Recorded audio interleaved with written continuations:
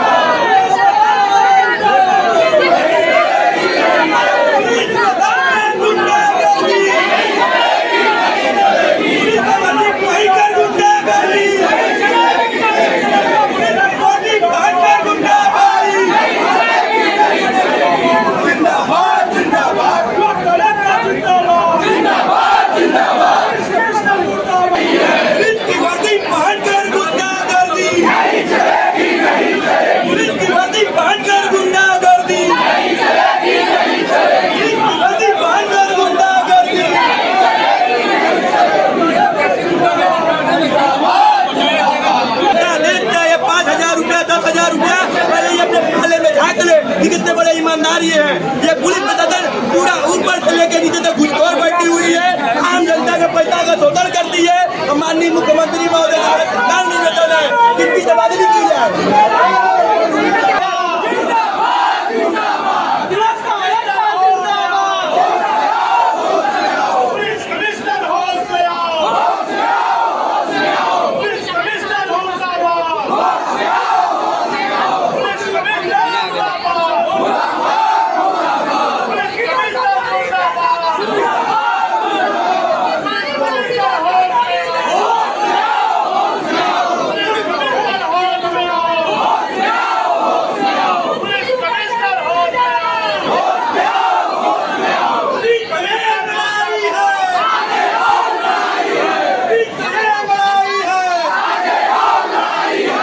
परिसर में हूँ, यहाँ देख रहे हैं उधर पुलिस है और इधर वकील हमारे एडवोकेट लोग।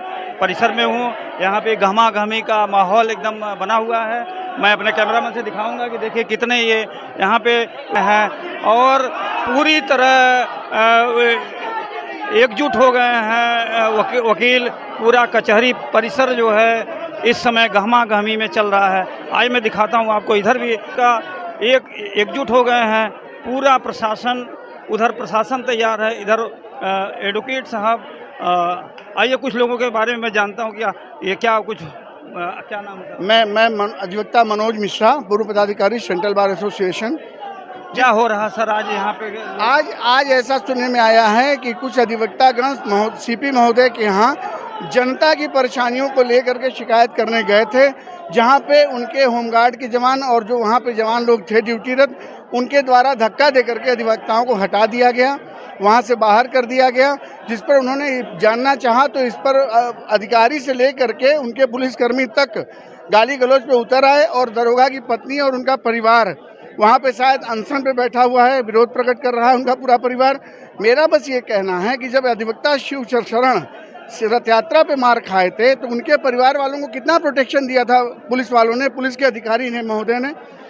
और आज एक दरोगा का जब परिवार अधिवक्ताओं के जरिए थोड़ा बहुत मार खाया, न उसको कोई ऐसे चोट लगी, टाका लगा, न फ्रैक्चर हुआ, कुछ नहीं हुआ है, उसके पूरे परिवार का वो पूरा प्रोटेक्शन करके और संरक्षण करके इस तरीके का वहाँ से गाली गलौज जो किया जा रहा है पुलिस वालों के तरफ से अधिवक्ताओं के लिए, ये कहीं से उचित नहीं है। इसका हम लोग पुरजोर विरोध करते हैं।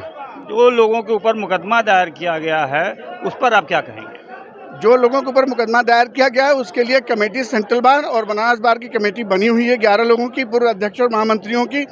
उसके बाबत जो निर्णय लिया जाएगा आने वाले दिनों में, उस पर एक निर्णायक बैठक हो गई है प्रशासन और जिला अधिवक्ताओं के बीच में कि जो इस पे निर्णय निकल करके छन के आएगा, रियलिटी आएगी, उस पर कार्रवाई हम करेंगे। फिर आज ये बीच में कार्रवाई करने का कोई औचित्य नहीं है। अब क्या चाहते हैं आप? हम लोग ये चाहते हैं माननीय मुख्यमंत्री महोदय से भी कि तत्काल पुलिस कमिश्नर मोहित अग्रवाल का तबादला किया जाए, क्योंकि ये जनता का संतुलन और बैलेंस नहीं बना पा रहे हैं, इनका लॉ एंड ऑर्डर मेंटेन नहीं हो पा रहा है इनसे। अधिवक्ताओं की नाराजगी यहाँ पर साफ तौर पर देखी जा रही है, भारी संख्या में यहाँ पर। जी बोलिए। हमें आपसे कहना चाहते हैं, थोड़ा आप लोगों के प्रति हम नाराजगी भी व्यक्त करना चाहते हैं कि हम अधिवक्ताओं की समस्याओं को आप लोग दिखाते क्यों नहीं है? आप सिर्फ पुलिस की बातें क्यों करते हैं? यहाँ जो भी पत्रकार आते हैं पुलिस की बातें करते हैं। हम आपसे कह रहे हैं, आप जो आ रही है बातें, हम उसमें कह रहे हैं, हम जान रहे हैं कि आप लोग और सारे लोगों का जो है आप बातों को समर्थन में बातों को रखते हैं, क्या जो समस्या उसको दिखाते हैं। लेकिन अब अपने आपके चैनल के माध्यम से, आपके जो भी मीडिया स्रोत के माध्यम से हम अधिवक्ताओं की समस्याओं को बताइए कि हम अधिवक्ताओं का यहाँ पर किया जा रहा है और पुलिस के आला अधिकारियों के द्वारा आप लोगों की बात को निष्पक्ष तरीके से रखा जा रहा है। मेरी यही गुहार है कि राजनीति न करें, अपनी वर्दी पहन के कानून का सही पालन करें। जनता को बैठा के यहाँ परिवार के बैठा को राजनीति करवा रहे हैं, कार्रवाई की हेल्डअप करा रहे हैं, न्यायपालिका हेल्डअप हो रही है, आम जनमानस यहाँ काम करने के लिए आ रहा है, उसकी कार्रवाई हेल्डअप हो रही है। प्रशासन कह रही है कि हम सही काम कर रहे हैं, प्रशासन घुसखोर है, थाने लगाए कमिश्नर से पैसा जाता है। अब मुख्यमंत्री महोदय से मेरा निवेदन है कि मोहित अग्रवाल अगर समाज में संतुलन नहीं बना पा रहे हैं तो इनको बर्खास्त किया जाए। अभी देखा आपने वकील लोगों का उग्र प्रदर्शन यहाँ पे हो रहा है, लोग अपनी बातें कर रहे हैं। आइए मैं और कुछ लोगों को मैं जानता हूँ।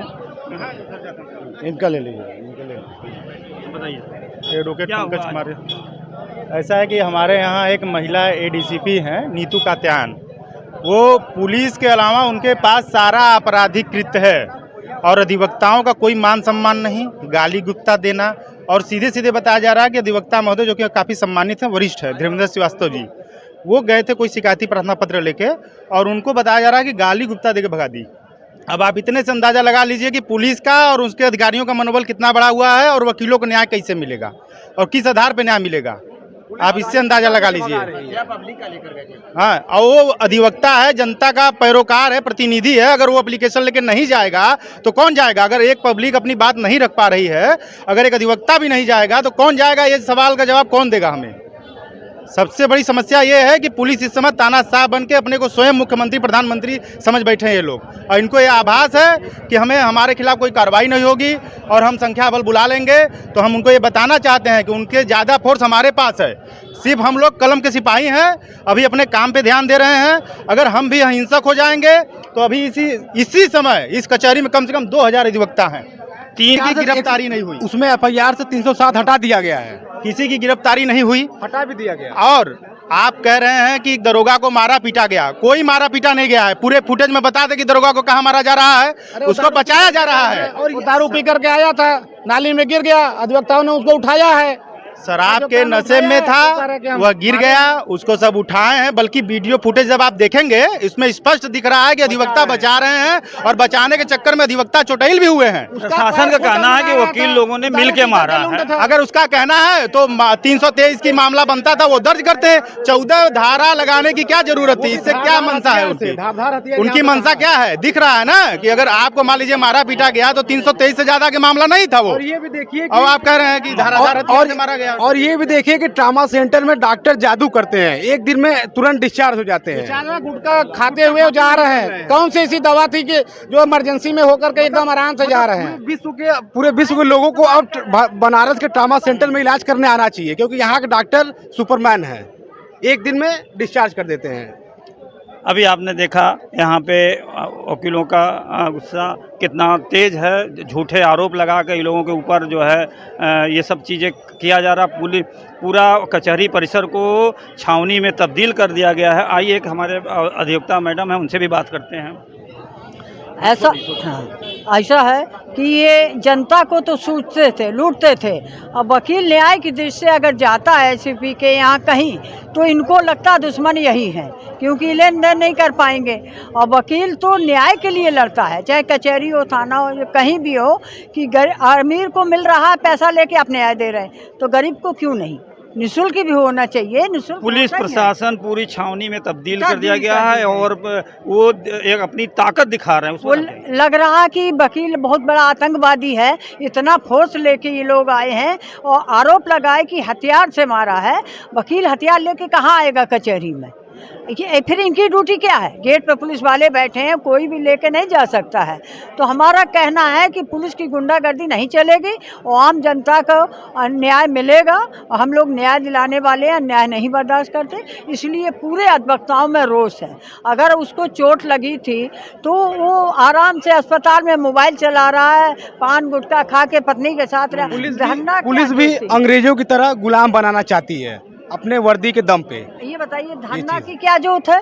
वो ड्यूटी करते हैं, उनको राइट नहीं है। हम चाहते हैं कि संयम आराम से सब काम हो जाए। अरे हम लोग अरेस्ट होना चाहते हैं, उधर से भी अरेस्ट करिए, इधर से भी अरेस्ट करिए, इसको इस मामले को रफा दफा करिए। लेकिन पुलिस भी कर रहा है, बार भी कर रहे हैं, पर ये लोग नहीं मानते हैं, जबरी चाहते हैं। जबरी नहीं चलेगा। वकील तो अपना गमा के न्याय के लिए धरना प्रदर्शन करता है, वो तो वेतनभोगी है, उनको राइट नहीं है। वहाँ पे एक अधिवक्ता महोदय गए एप्लीकेशन देने, वो भगा दे रहे हैं। अगर उनको नहीं करना तो वो लिख दे कि शासन आदेश है कि जन सुनवाई बंद है। माननीय मुख्यमंत्री जी को ये शासन आदेश ले लिया जाए कि यहाँ जन सुनवाई बंद है, हम नहीं जाएंगे। मैं अधिवक्ता माधुरी वर्मा बनारस बार में यहाँ अधिवक्ता हूँ, और मैं एक राजनीतिक भी थोड़ा बहुत समाज सेवा भी कर लेती हूँ। अच्छा मैडम, ये पिछले 2 दिन पहले अभी आपकी कचहरी में पुलिस और अधिवक्ताओं के बीच कुछ मामले का संज्ञान आया, जिसमें कि एक जानकारी ऐसी है कि मतलब एक दरोगा पूरी तरह से घायल ट्रामा सेंटर में भर्ती है। तो उस टॉपिक पर आपका क्या कहना है? समाज में इसका जो कि क्या संदेश जाएगा, जहाँ की एक मतलब अधिवक्ता वर्ग है और दूसरी तरफ पुलिस प्रशासन वर्ग। श्रीमान, एक व्यक्ति जो अधिवक्ता वर्ग होते हुए वो अपनी पत्नी को परिवार के साथ लेके जा रहा है दर्शन कराने, और रास्ते में उसको पुलिस विभाग रोकती है। वो अपना परिचय भी बताता है कि मैं एक अधिवक्ता हूँ, फिर मेरा परिवार इसी जगह, मेरा घर बगल में ही है, मुझे इसी रास्ते से जाने दीजिए। इस पे पुलिस अपने पुलिसिया अंदाज का प्रयोग करते हुए उसे मार देती है और गिरा देती है, जिससे उनके सर से खून बहने लगता है, और उनको इनका परिवार के द्वारा उनको हॉस्पिटल में एडमिट कराया जाता है। और जब अधिवक्ता बंधुओं की इस बात की खबर लगती है तो अधिवक्ता बंधु वहाँ पर जाके कुछ लोग ट्रीटमेंट कराते हैं, कुछ लोग थाने पर उनकी बात कहते हैं। जहाँ थाने पर सूचना देने के बाद भी कोई कार्रवाई नहीं होती है। 2 दिन कोर्ट बंद होने के बाद वेट किया जाता है, तीसरे दिन धरना प्रदर्शन किया जाता है। पुलिस विभाग के कान पर जरा से जूं नहीं रेंगती है कि एक अधिवक्ता के साथ इस तरह होता है। तो भाई वो तो कुछ न कुछ अपना उपयोग करेंगे ही। तो भाई अब उससे आप गलत बना दे या सही बना दे। और वैसे भी मैं आपको बताना चाहती हूँ, मैं अधिवक्ता माधुरी वर्मा, मैं पेशे से वकील जरूर हूँ, एक समाज सेवक के मैंने चली गई थी थाने पर, जलालपुर थाने पर, जो कि जौनपुर का है। जलालपुर थाने पे एक त्रिवेणी सिंह एसो है, जिन्होंने मैं अधिवक्ता होते हुए बस एक व्यक्ति के विषय में गई हुई थी। उन्होंने मुझे जान गए कि मैं एससी समाज की हूँ और मैं इस तरह का महिला यहाँ सिफारिश के लिए आई हूँ या कुछ पूछने के लिए आई हूँ, तो उन्होंने मुझे थाने से मेरी बेइज्जती करते हुए ढकेल के निकलवा दिया। कहा निकल निकल यहाँ से, तुम्हारे जैसे बहुत देखे हैं। तो कहने का मतलब है कि यही पुलिस प्रशासन है ना, जो समाज के लिए क्या क्या कब उपयोग कर लेती है, कब क्या अपना रवैया दिखा देती है, कब अपने अत्याचार का प्रयोग करती है। लेकिन अगर हम लोग जरा से करें तो अधिवक्ता बेकार है। भाई हम लोग शिक्षित हैं, हम लोग विद्वान अधिवक्ता हैं, लेकिन विद्वान अधिवक्ता जरूर है, क्या मेरी इज्जत लूट जाए और हम वहाँ ना बोले, ये कोई मतलब नहीं हुआ। भाई समय पर हम भी बोलेंगे, फिर बाद में कानून का तो काम है ही। यही मेरा शब्द है आप लोगों से। मैडम, हम आपसे यह चाहते हैं कि समाज में इसका आखिर संदेश जो कि क्या जाएगा, यहाँ पे कि अगर एक तरफ पुलिस प्रशासन, एक तरफ अधिवक्ता, और दोनों से समाज को सुरक्षा की एक उम्मीद रहती है कि नहीं, पुलिस प्रशासन जनता की सुरक्षा के लिए है और पुलिस वकील अधिवक्ता भी जो कि पुलिस की सेवा, जनता की सेवा के लिए और सुरक्षा के लिए है ना। तो श्रीमान, यहाँ बड़े अधिकारियों को दोनों पार्टियों की बात समझकर उसे सुलह समझना करना चाहिए, ताकि दोनों पार्टियों में इस तरह क्यों हुआ। भाई कहीं ना कहीं दोनों की कमियां रही होगी। भाई कुछ इनकी कमी है तो कुछ इनकी भी कमी है। भाई पहले जब आपने वार किया तो कुछ ना दूसरा भी पार्टी कुछ ना कुछ अपनी बात तो रखेगा ही। तो क्या मतलब कि कानून पे भरोसा नहीं रह गया? कानून पे भरोसा है, लेकिन भाई अगर जब हम आपको केवल पूछ ही रहे हैं फिर आप दोबारा हाथ चला देंगे तो मुझे उसी समय प्रयोग तो करना ही पड़ेगा। भाई आप मेरे घर पे आके, मेरे विभाग में आके आप फिर अपना वही रवैया दिखाएंगे तो कुछ न कुछ तो होबे करेगा, थोड़ा बहुत तो करना पड़ेगा ना।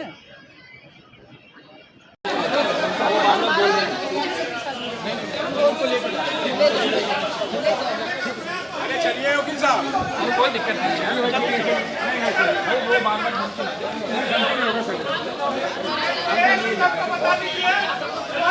अधिकारी के सामने, उनके पत्नी के सामने, उनके पत्नी के सामने अगर कोई उनको मारता है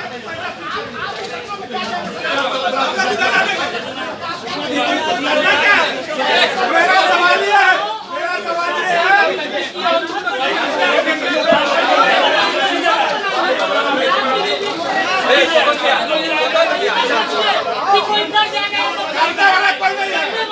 आपको लाठी चलाइए।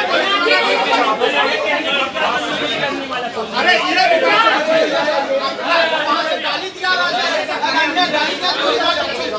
चलो हम आपका सुनने तैयार नहीं